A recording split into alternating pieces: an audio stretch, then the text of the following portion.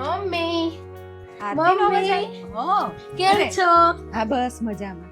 કેટલી ખુશ છું આજે તો હું, બોલો એટલી ખુશ છું ને, તમને ખુશીના સમાચાર આપવા આવી. લે શું વાત છે? અને અત્યારે એકદમ તું આઈ, ફોન નહીં કઈ નહીં. અને અરે મારાથી રહેવાનું જ નહીં, આમ મને એમ થયું હું હરખમાં તમને મળી આવું. અરે આરતી, પણ વાત શું છે?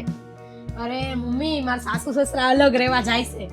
હવે મને શાંતિ, હવે છોકરાઓને શાંતિ, એમની કચકચથી, ડોસીના કચકચથી શાંતિ થશે અને હુંય શાંતિથી ઉઠીશ રોજ. બાપા સવારમાં ઉઠવાની રોજ લપ ને રોજ કેટલી માથાકૂટ કરતા હતા, માંડ કાઢ્યા છે મેં. અને એ જાય છે ને તો શાંતિ લાગશે મને. ક્યાં જાય છે? અલગ. અને તું એવું કહે છે કે તારે શાંતિ થઈ હવે? હાસ તો અરે ગાંડા જેવી, અત્યાર સુધી તો તું શાંતિથી રહેતી હતી, હવે જ તારે ઉપાધિ આવી. હવે શું ઉપાધિ મમ્મી, હવે શાંતિ આવી. અત્યાર સુધી તું આજે છોકરાઓને મૂકીને આવતી રહી છે, કઈ ચિંતા તારે ગમે ત્યારે ગમે ત્યાં બહાર જતી રહેતી હતી. તારા સાસુ છોકરાઓને ખવડાવી દે, ખાવાનું બનાવી દે, તારા સસરા શાક લઈ આવી દે, સવારે પાણી બાણી બધું ભરી દે, છોકરાઓને સ્કૂલે મૂકી આવતા હતા. હવે તો તારે એકલાને બધું કામ કરવું પડશે. અને તને શરમ આવી જોઈએ કે આ ઉંમરે તારે સેવા કરવાની હોય તારા સસરાની અને સાસુની, અને તે બહાર કાઢ્યા. મને શરમ આવે છે તને મારી છોકરી કહેતા. અને એકનો એક દીકરો છે, એ ક્યાં જાય બિચારા? બીજો દીકરો હોય તો એના ઘરે જાય, અને આ એકનો એક દીકરો છે અને તું આવી રીતે બહાર કાઢે છે. તને શરમ આવી જોઈએ. તારા ભાભી મારી જોડે આવું કરે તો તને કેવું લાગે?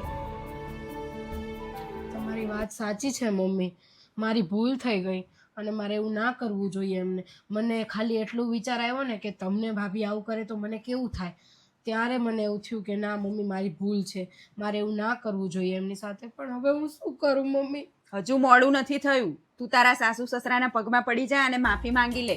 ભૂલ તો બધાથી થાય અને માવતર તો હંમેશા માફ કરે જ છોકરાઓને. એટલે તું જા અને એમની માફી માંગી લે, તને જરૂરથી માફ કરી દેશે. અને હંમેશા એમની સેવા કરજે, ક્યારેય એમને જુદા કાઢવાની તો વાત જ ના કરતી. અને જો એમને જુદા કાઢવાની વાત કરી તો મારા ઘરે પગ ના મૂકતી. ના મમ્મી, એવું ના બોલતું, હું એવું નહીં કરું. પણ એ મને માફ તો કરી દેશે ને? હા, જરૂરથી કરી દેશે. મા બાપ તો હંમેશા દીકરાઓને માફ કરી દે. સારું મમ્મી, મારી ભૂલ થઈ ગઈ, હું જાઉં છું. હા, જા બેટા. દરેક યુવા વર્ગને એવું લાગે છે કે ભેગા રહેવાથી અમારી સ્વતંત્રતા હણાઈ જાય છે, પણ હકીકતમાં તો એવું છે કે ભેગા રહેવાથી આપણા દુઃખ અને આપણા કામ વહેંચાઈ જાય છે.